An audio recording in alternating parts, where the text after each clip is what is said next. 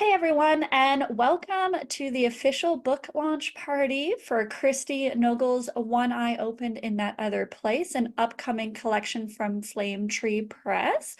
Thank you everyone for joining. I'm here with two special guests, actually. The guest of honor, of course, Christi Nogle. Hello. And our other guest, Eric McHatton, who is an author who will also be doing a live reading today. So Christi Nogle is the author of the Shirley Jackson Award nominated and Bram Stoker award-winning first novel Beulah from Cemetery Gates Media. And I actually interviewed you about Beulah. So if you want to see that, obviously check out the other video on my YouTube, which if you're watching the recording, you're seeing it now. She's a co-editor with Willow Dawn Becker of the Bram Stoker Award nominated anthology Mother, Tales of Love and Terror, and co-editor with Ai Jiang of Wilted Pages, an anthology of dark academia. You can follow her at christinogle.com or on Twitter at Christi Nogle. And of course, I'll be sharing those links frequently throughout the event, so you can follow her when you have a chance. And Eric, another really talented author, but unfortunately still do not have a website, so had to manually provide me with his bio. But he has a passion for horror literature, which began in grade school and can be credited to an early fascination with the terrific Triples horror collections of Helen Hoke. Hopefully said that right. He began writing fiction seriously in 2019 and has since been published several times in print and online. He hopes to follow in the footsteps of authors like Ligotti, C.A.S., or is it Cass? It's Clark Ashton Smith. Okay, thank you.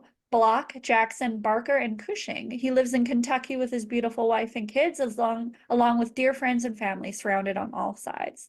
So hello, both of you again. Hi. Welcome. Christi, thanks for letting me host your book launch. Thanks for doing it. Yeah, and thanks everyone for coming and spending some of your Saturday with us. Candace Green says she loves Beulah and she can't love it enough. And so glad she met you at the Boise Books and Brews, Christi. And I managed to say that correctly, so pat on the back. Thank you, Candace. My initial reaction was to call it boys or something, and I was like my terrible name. I feel like American city names and anything actually named in America just always messes me up. Like Arkansas, I always want to say Arkansas, just offend everyone in that state. But yeah, so let's kick this off with a little mini interview, because I always like grilling Christi, raking her over and the coals. So, spoiler free, can you let us know about the collection? Like what kind of stories are in there? Just a bit of the history that went into making this collection and what it's all about. Yes. So to know about One Eye Opened in the Other Place, you have to realize it's part of a set. So we've got the horror stories in The Best of Our Past, The Worst of Our Future. You've got the dark science fiction stories in Promise. And then this is the slipstream and fantasy type stories. Now, I'm not going to say it's not horror, though, because most of what I write is horror, too. But these stories are a little bit more on the side of fantasy and slipstream. And how did you select the stories within? Because you obviously have a huge body of work. What makes the cut? Well, with this one in particular, I was thinking about a range of themes, and the main theme that is kind of signaled by the subtitle, a collection of short stories from the spaces between places, is this idea of borders, frontiers, liminal spaces, or kind of crossing over from one reality to another. So that's kind of the main theme of the collection. And then if you read it, which I hope you will, there are a lot of sub-themes, like there'll be a lot of appearances, of course, of eyes, flora and fauna. That was actually the original title. So like plants and animals. There's a lot of romantic relationships and just kind of this general feel of fecundity, I guess, in the collection. And obviously sex too. There is some sex. Okay, can you call out some, like, I know authors, like parents, claim not to have favorites, but that's always a lie. Can you call out a few of your favorite stories in the collection and the inspirations behind them? Absolutely. And maybe a I little actually about, have you some know, post-it notes. Oh, there you go. You're always prepared, just like when we had you on Dead Languages. This collection is made up of short stories, one novelette, and a lot of flash stories. Which, if you're not a writer, a flash story is usually under 1,000 words. So there are actually 27 stories in this fairly slim book. Some of the ones that are my favorites. Every Day's a Party with You, which a lot of people likened it to kind of Gilmore Girls horror. It was in Mixtape 1986 from the Dread Machine. One Eye Opened in That Other Place, the title story, is a favorite, and it's from Three-Lobed Burning Eye. And it is one of those stories about space between places. I'm trying not to give spoilers because I was told not to. Chronicle of the Mole Year is the novelette.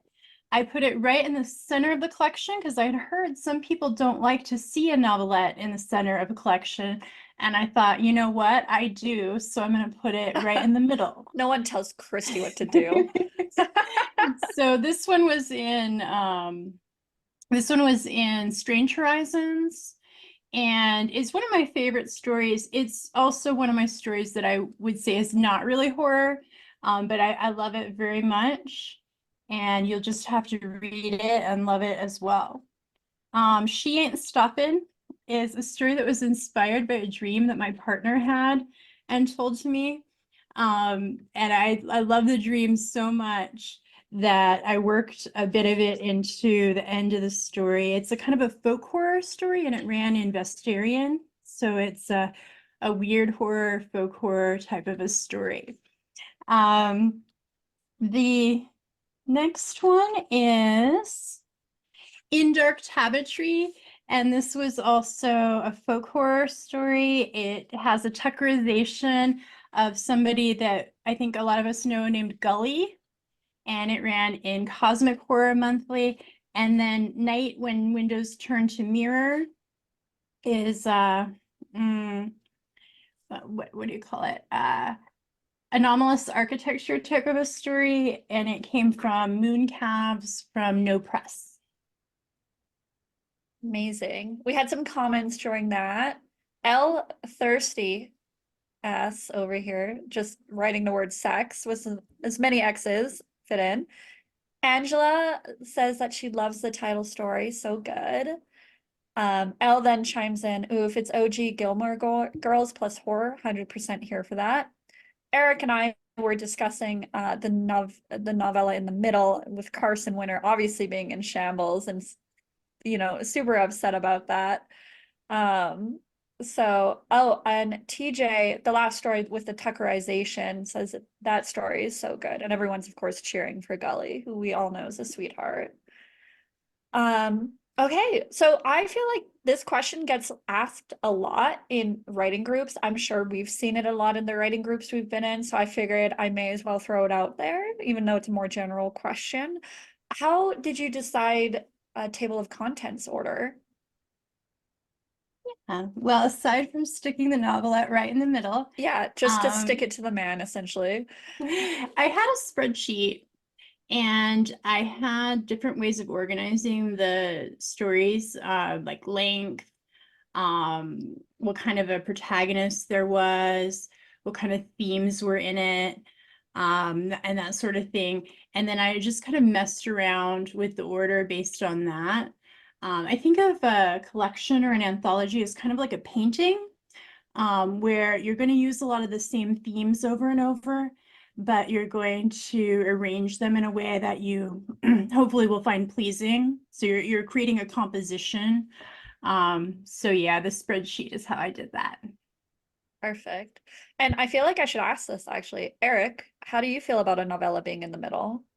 Put you on blast here. I'm not quite as against it as Carson is.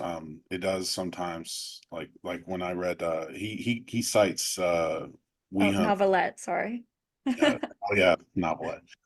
He cites Hunt's latest collection, and I will admit it did stop me dead. I still haven't returned to it because it was so long. Ooh, However, it doesn't necessarily turn me off. Like, I mean, he really hates it, but I mean, depends on how good the story is. It also was kind of hard to get into for me, so depends. fair, fair. Now, this is probably the, oh, TJ, before I jump into the next question, asks, Christy, did you make a spreadsheet of all the stories from all the collections to create the sequence for each individual book? Or did you know the contents for each book and then come up with the sequencing from there? That's an interesting question. As I said, I have them separated kind of by genre. So the horror, the science fiction, and then the fantasy or slipstream. But quite a good number of the works could have gone in other collections, you know. So there's stuff in the third one that could have easily gone in the first one. But yeah, I did spreadsheet all three of them. I created the first collection first, and then I knew that the stories that were going to be in that couldn't be in the other two. But yeah, I spreadsheeted all three of them. Thank you. So final question, which is probably the hardest one. What are you hoping readers will take away from the collection? Oh, I don't know, man. I just want readers to have a good time reading it. I feel like with any kind of fantastical literature, part of the reason that you're reading it is for escape, and part of the reason that you're reading it is for aesthetic appreciation. You know, you're looking at it the way that you would look at a painting, or the way that you would listen to a song for like art appreciation. Perfect. Okay, so now exciting. We have our first giveaway. So everyone give me your drums in chat. This is for a signed paperback copy of the collection. So Christy, will you show us the book so everyone can appreciate? Again, this book's coming out one eye open in that other place this month actually, but this is your chance to win a free signed copy. So let me hit my wheel. Let it Peter. Okay. I apologize if I say your name wrong. Celia Pierce. I hopefully said that right. So congrats. Oh yeah, congrats. Hopefully I said your name right. If not, apologies. But so I will be contacting you after the event with the email that you used to register for the event, and I'll put you in touch with Christy so she can get your shipping address. So thank you. Congrats, Celia. And now we're into probably, I think, what ends up being everyone's favorite part of the events, and that's the live readings. So first, we actually have our guest reader, Eric, who has a beautiful reading voice, which is why we brought him in for this event. So Eric, can you let us know which story you'll be reading from? I am reading Fall into Water, Become Someone New. Hey, You thank ready? you. We are ready. Can anyone really be ready for a Christie story? Lines after lines of picnic tables are set on the plain, and the men seated at them drink dark beer and swill cups of stew made from meat and fowl and fish and mollusks, tubers and powdered milk. It's chalky stuff, but there's plenty to wash it down. They like to sing, the men. A young-seeming one looks into the stew and tries to start. Fish heads rolling in the stew, he sings, but his voice is high and thin, and no one follows. A man jumps on the table. a handsome one, though honestly they all look much the same with their wavy brown hair and large, wide ears. He begins to stomp and to sing. Oh, there's no one who knows you the way that we do. The men begin to hum. The handsome one is standing tall, but the tank stands taller behind him. Apple-sized snails scrape the sides of it, their obscene mouths moving behind him, seeming to answer him in song. Again, he calls. Oh, there's no one who knows you the way that we do. And the men answer. Fall into water, become someone new. Fall into water, become someone new. Fall into water, become someone new. The man is stomping, dancing. He stops still, points into the distance where two others are taking the prisoner out of the shackles. The prisoner resists, digs his heels into the cracked earth, cries out until more men hurry over and grasp him under the knees. The man on the table kicks and stomps and sings. What is it coming? What's swallowing you? And the men. Fall into water, become someone new. Fall into water, become someone new. Fall into water, become someone new. They're clomping tin cups on the table, stew and beer sloshing out. More of them climb up onto the tables. They dance and stomp and jump to click their heels. Some are so tipsy now that they slip in the stew and slide to the ground and crawl back up with the slime on their fronts to keep dancing and laughing. The prisoner has been dragged all the way to the stairs now. He's not laughing. He's begging and screaming. He is hideous, with rough gray hair all over his head and his face, tiny ears. 4 identical men are pushing him up the stairs, but he's struggling hard and it's not enough. Others come down from the tables to help. Calls the handsome one. What does it feel like becoming a stew? And the men laugh. There's a line never heard before. He's only ribbing, but the prisoner doesn't know that. The prisoner screams more lustily now. He's fighting them, but there are too many. And the men, all off key, off time. Fall into water, become someone new. Fall into water, become someone new. Fall into water, become someone new. The prisoner balances on the tank's edge. Now he's fallen into the dark water. The men go silent, listening to the splashing, watching the flailing. A snail detaches and falls slowly to the bottom. The murky thing at the back of the tank comes awake. It grasps out to the prisoner, who pushes away, presses his face to the glass. The face is gray and formless, bubbles streaming out of it. The men seem to hold their breath as the murky thing gently enfolds the prisoner. There are 2 pulses, and it's over. The thing falls away from him like a robe tossed aside, like a towel, and the man pushes off from the bottom and comes gasping to the top. His hands hold the tank's edge. His handsome face emerges. The water streams down over glorious new ears. A cheer rises up from the men. A blanket is brought, a cup of stew, a cup of beer. Soon this new man will sing and stomp with the rest, and he will be the happiest among them. That's it. Amazing. That was so perfect. You did that so perfectly. I loved it. Everyone at the beginning was just cheering for your voice, Eric. You're so amazing. Like you could do audiobooks. I wish I could. Yeah.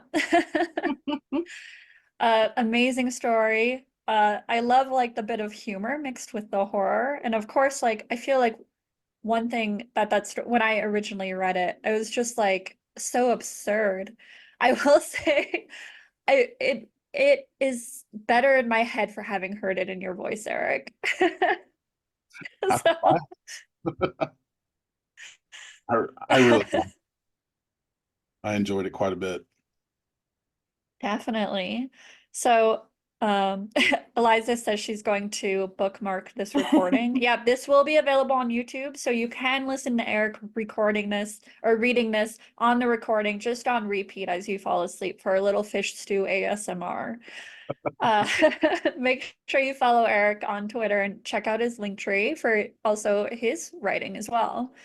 So now it's time for our second giveaway. So everyone put your fishes in chat. This is for our signed copy of the collection that you just heard a story read from, so I'm sure everyone's extra excited. So let me hit my wheel. Yeah, beautiful cover as well. It's got like the green eye on it. Okay, Dana Schumann. Dana Schumann. That one was an easy one to say, I think, unless watch me brutalize that. Are you here, Dana? Yay, congrats! I hope you like fish stew. Every book comes with a fish inside of it, actually. So it might be a little smelly when you get it, but that's part of the charm, really. So now for the second reading is going to be from Christi, of course, the author, the talent. Can you tell us what story you're reading? I wanted to read The Portrait of Basil Hallward.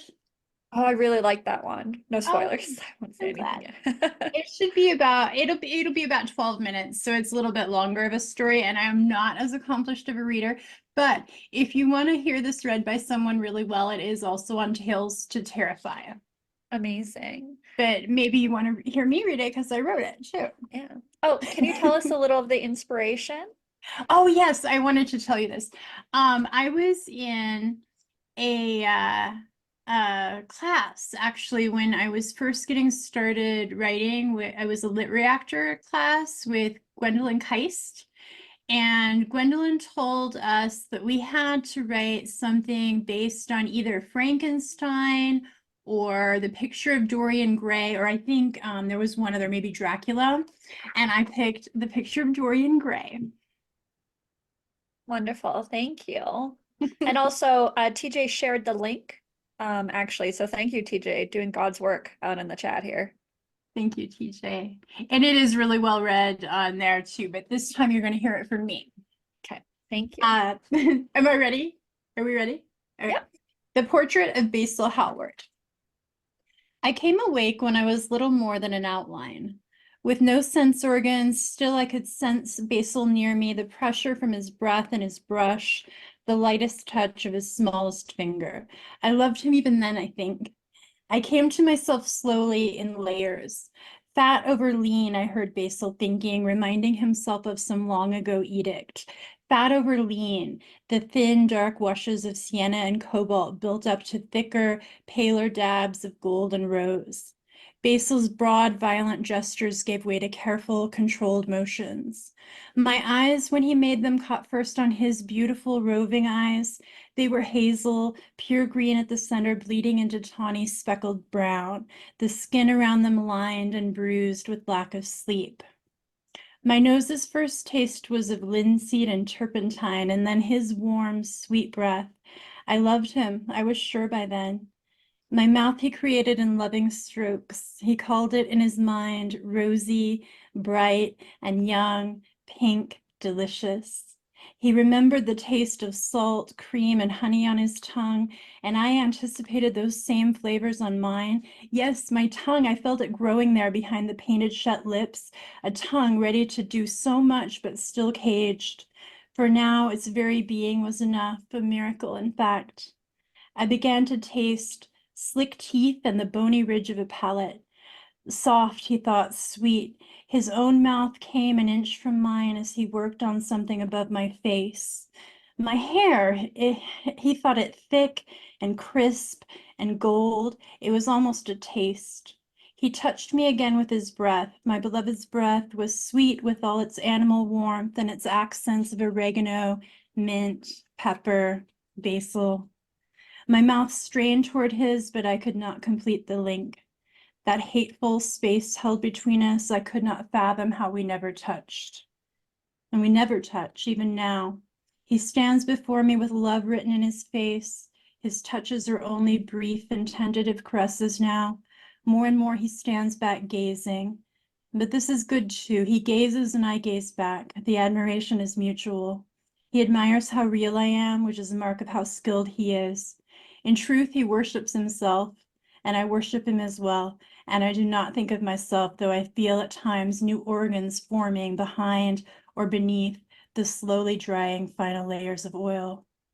Over time, my vision broadens. I am stunned to learn there's more in the world than basil. The terrible boy, Dorian, cries out that he hates me or something like that. He resents me. He doesn't see why I should have something and he should have less. Is he speaking of basil? That I have basil and he does not? Oh, if that's the case, I'm glad. My tongue pushes against the barrier of my lips once more, but it's still too weak. I must listen and try to make sense of this. The three of them speak. They're saying the boy is like me in some way. There's a comparison to be made between us. The third man wants me, Basil wants the boy, and the other man wants the boy, and the boy wants me. Basil assures him, yes, he can have me. No, I won't go, I want to cry, but I will go if Basil wishes me to. That thing can have my soul, the boy says, or something very like that. Yes, I want it, I think, with all my power. And their eyes refocus on me, or Basil's and the boys do. The other man is looking at his fingernails and says it's time to go. The two keep scanning my face, Basil thinking, there's something there, what is it? The boy's thoughts are more opaque, but I read his face, he's unsettled. The other man says again that it's time to go, and though Basil asks, or rather he begs the boy not to leave, the boy leaves. Basil's body slumps when they're gone.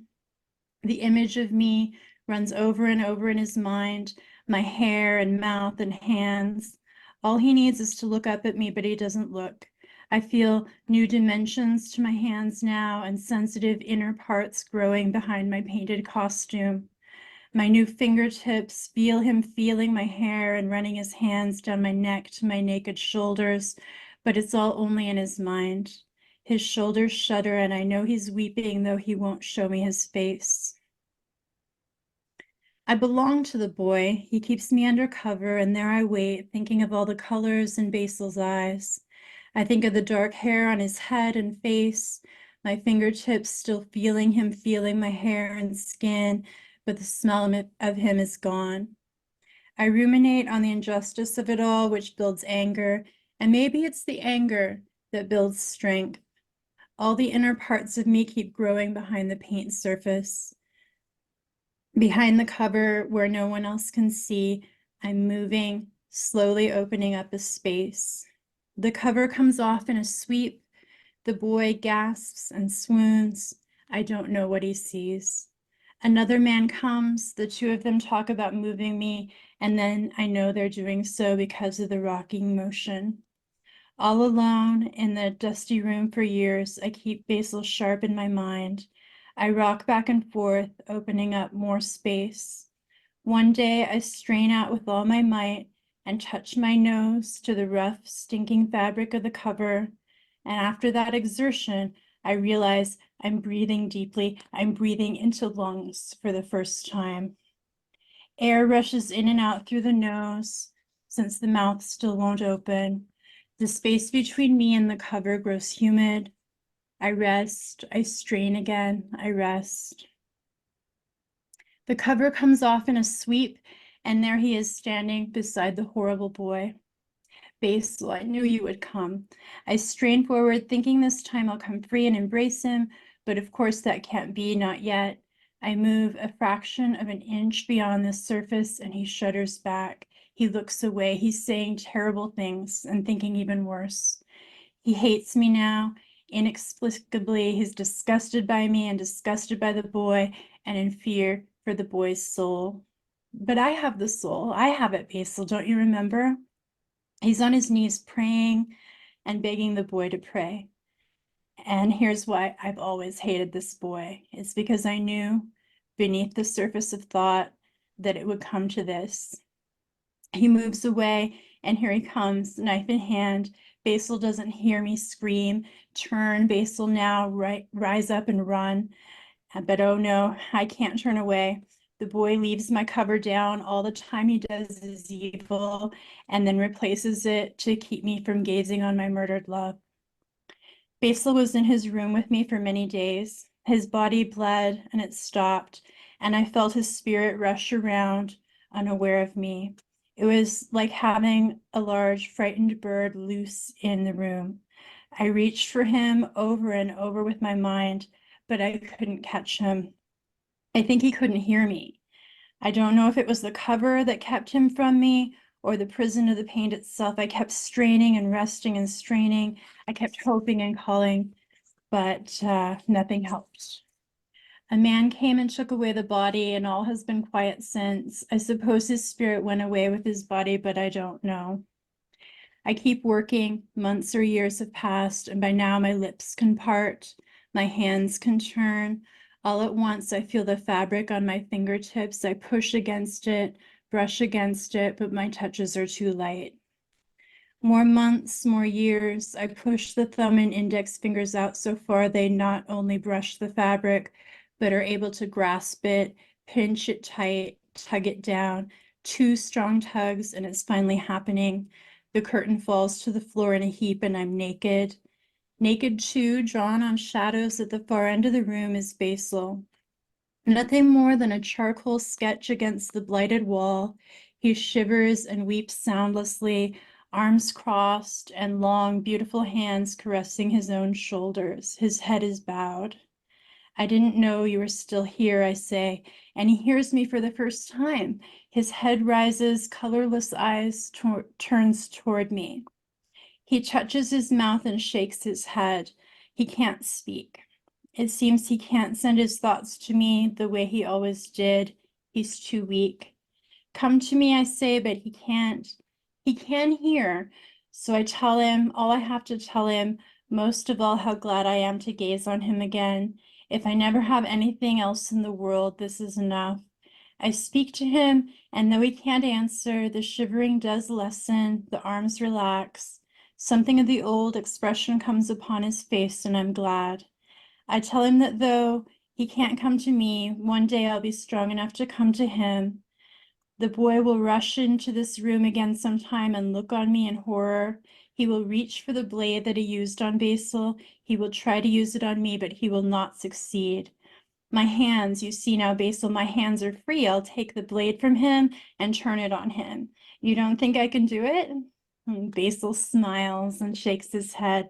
I can do it. And do you want to know what'll happen then? I want to say that I'll come to him then. I'll have the strength to break out of the layers of hard-aged oil and stride across the room. And then what will happen? Will I carry Basil out of this terrible house? How can I separate him from the shadows that hold him? My fantasy makes no sense, but he watches, eyes wide, hoping for something, longing to hear that we're not doomed, even now when everything seems so bad. And then suddenly an inspiration comes. And I think that it's true. I think this is what'll happen. I'll come free. Once vengeance is done, I'll step free. It'll be a miracle, but it'll happen.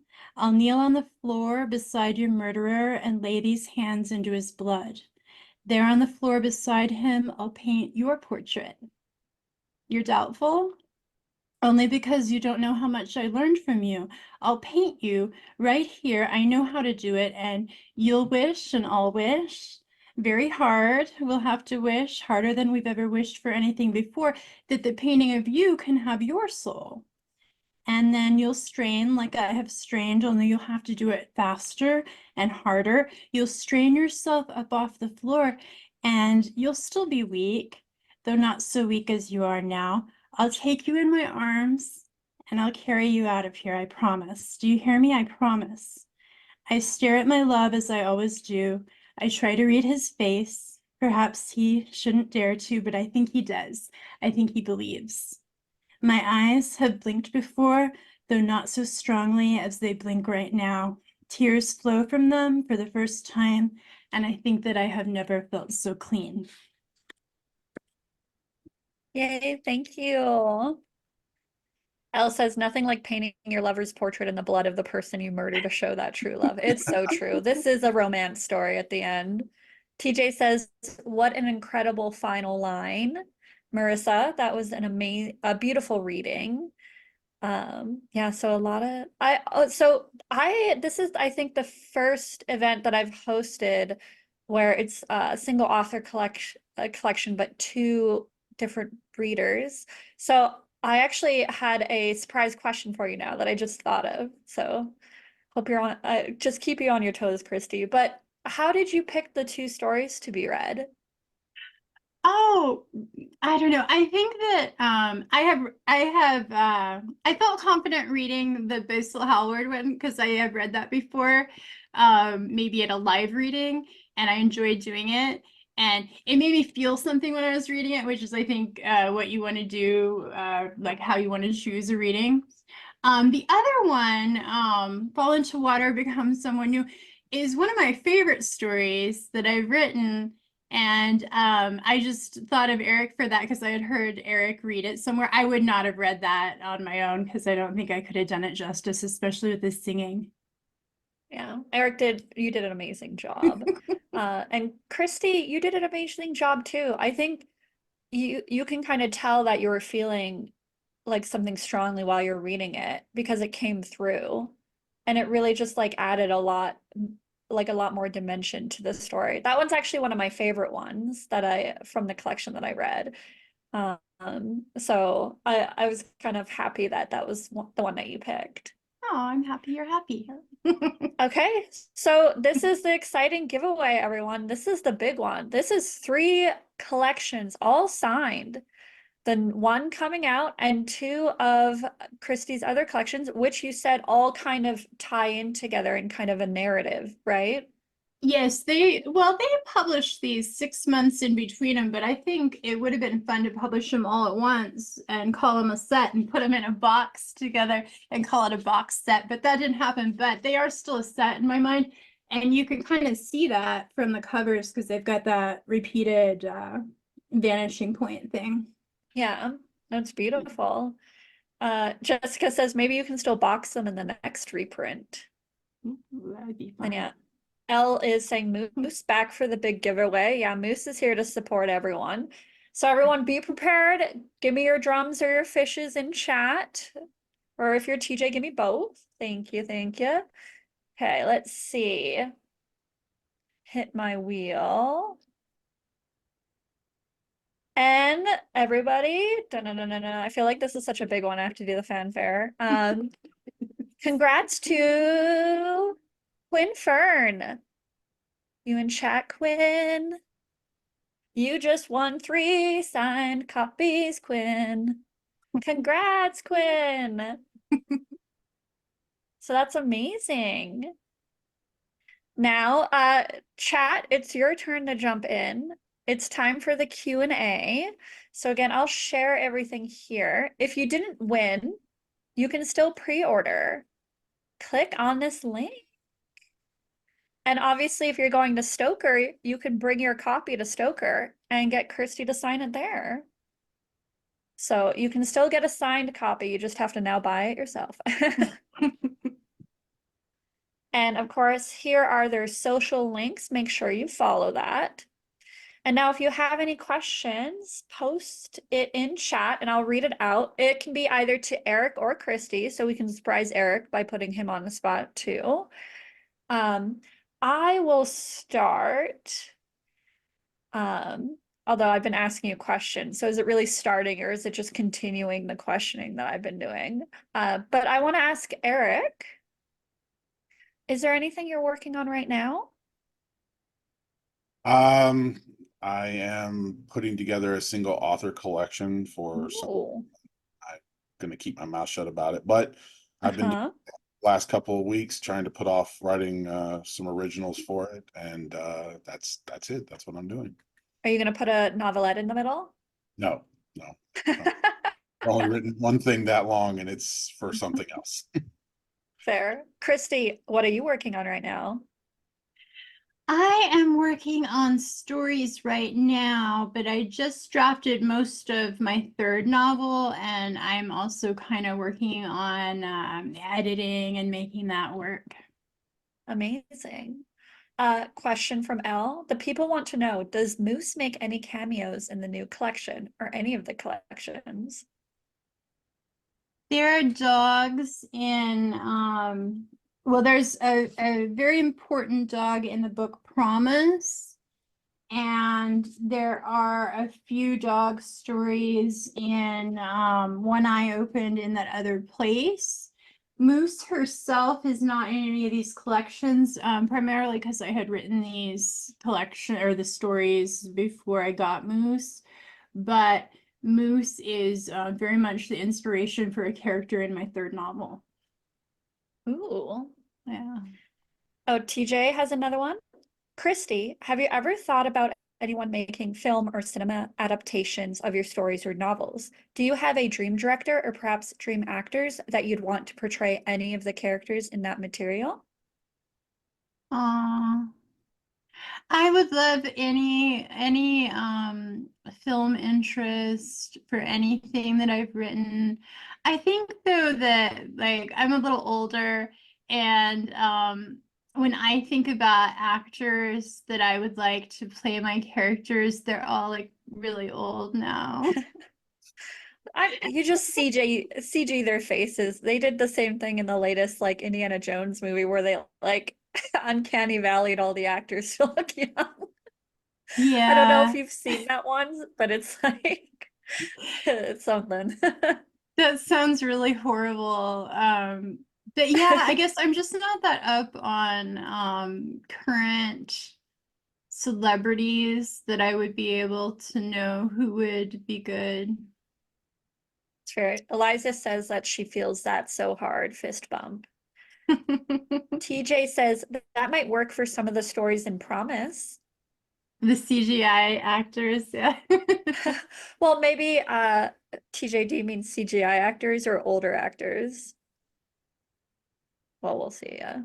The uncanny faces. Yeah, there we go. Yeah, see, it would work and we can make everything work. Al suggests Catherine Newton for the main character in Beulah. I honestly don't know who that is I'm either. not sure Yeah. either, but I'll write it down. Eric, so you're putting together a collection. Have you decided TOC yet? Table of contents for people who Yes, don't know. yeah, I have I isolated all the stories I wanted to do, and then out of what I've written, and then moved them into a folder so I could revise them because some of them are rather old and need to be revised. But yeah, I've already got my TOC put together. The ordering I haven't gotten around to yet. I figure I'd work with my editor on that. Okay. Yeah, I find it often gets asked, how do you decide the TOC of a collection? So I feel like Christy you had a very organized approach. When I did my collection, I think I did I actually had a theme.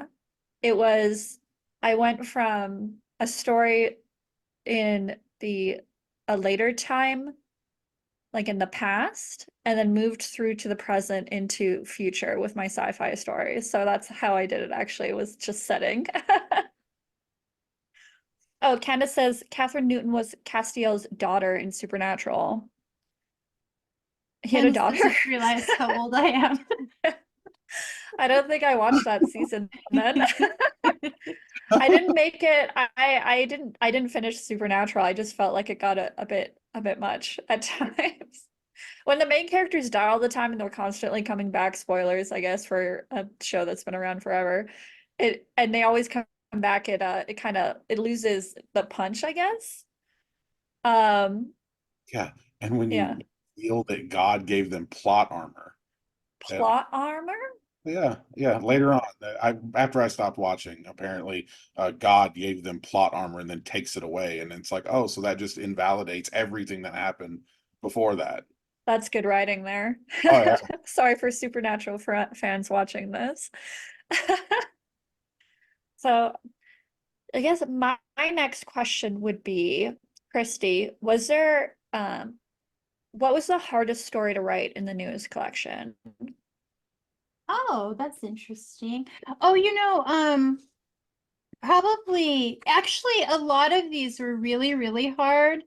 Um, the the story She Ain't Stoppin', which was in Vestarian, that it went through so many different iterations. I probably wrote 6 different versions of that story, and one of them was, practically novella length. And it was a very difficult one to become happy with. Also, Night When Windows Turn to Mirror had a kind of a similar life cycle where I wrote it and rewrote it and rewrote it. And then A Chronicle of the Mole Year was pretty tough to write just because it was a little bit unfamiliar of a type of story for me. Oh, I like that one too. That was another one of my favorites, actually. I enjoyed that one too. Since it's one of my favorites, can you kind of give the synopsis of what it's about? Because I love the concept of it. I thought it was so interesting. Of course, like spoiler free if possible. Yeah, I'll just give the premise. It opens with a family and they're preparing for the possibility of a mole year. So they are going and they're gonna vote, and depending on how people in their town vote, they might get a mole year or they might not. And if they do get a mole year, it means basically time stops for a year. They still can go and do things and have their memories, but they don't use up any fuel. Their food keeps regrowing itself. They don't have to go to the bathroom. It was kind of a take on Groundhog Day in a way, but I think it's different from Groundhog Day. Yeah. I loved it. Super eerie, super creepy, very haunting. Loved it. TJ says, Night When Windows Turn to Mirror is such a disorienting read. I thoroughly enjoyed that. One of my favorites in the collection. That was, And yeah. oh no, continue. Oh, that was probably one of my favorite stories that I had ever written. It was really hard to feel like I had gotten it right, but it was something I was really satisfied with when I was done. And then we have another question from Carl. When and what was the first story you sold? Go down memory lane. So I wrote a story in 2015.